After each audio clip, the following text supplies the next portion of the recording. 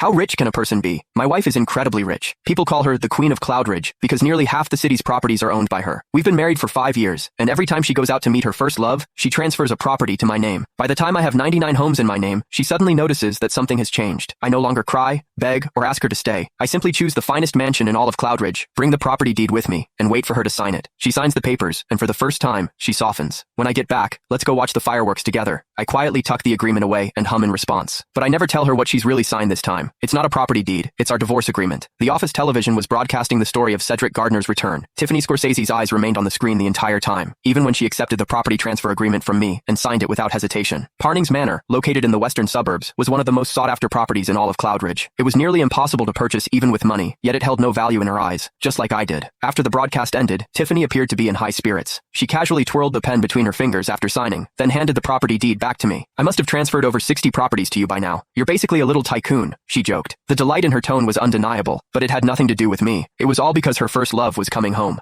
I stood in front of her and simply nodded. The mansion in the western suburbs has a view of the ocean. I really like it. Back when she was pursuing me, I had rejected her 99 times. Her persistence never wavered. After her 100th confession, we got married, but her love didn't last long. It disappeared the moment Cedric returned to Cloudridge, and that day was also our first wedding anniversary. I had been basking in the candlelit dinner she had prepared just for me, waiting with quiet joy for her to come home. Instead, what arrived was a property deed and a brief apology. I'm sorry, Matthew. I missed our anniversary. Will you forgive me? I chose to ignore the heavy scent of an unfamiliar cologne clinging to her skin, and for the first time, I told her I forgave her. To make things fair, I told myself I would forgive her 99 more times. Then came the second time, the third, the fourth. Throughout our 5-year marriage, she left me time and again to be with Cedric. Eventually, she stopped offering explanations. Before going to see him, she would simply hand me the deed to a new property. From the 1st to the 99th, I forgave her every single time. Now, this was the 100th. But after this, I'd no longer need to forgive her. That realization made me smile. I looked at her calmly, no longer weighed down by emotion. She froze for a brief second, then averted her eyes. At that moment, I saw something unusual in her expression, a hint of reluctance. After hesitating for a moment, she said quietly, "When I get back, I'll take you to see the fireworks." In the past, even the smallest display of kindness from her would give me false hope. I would beg, and I would end up heartbroken, because every time, she would pry my fingers off hers one by one and walk away without mercy, leaving behind just 2 words: "You're insane." But I had already gone insane 99 times. Now that the 100th time had passed, I didn't need to keep lying to myself anymore, because hidden among the documents I handed her today was a divorce agreement. In 30 days, Tiffany and I would have nothing more to do with each other. There were 25 days left until our divorce was finalized. For the past 5 days, Tiffany's usually quiet social media had become unusually active. During the day, she and Cedric fed pigeons in the plaza. At night, they watched parade floats from the rooftop of a hotel beside the amusement park. I saw every step they took and every place they went together. As for the promise she made to me, I was sure she had already forgotten it. I got up and began packing. The floor was still a mess of scattered clothes and half-open luggage. That was when I received a call from her assistant, Jillian Ferguson.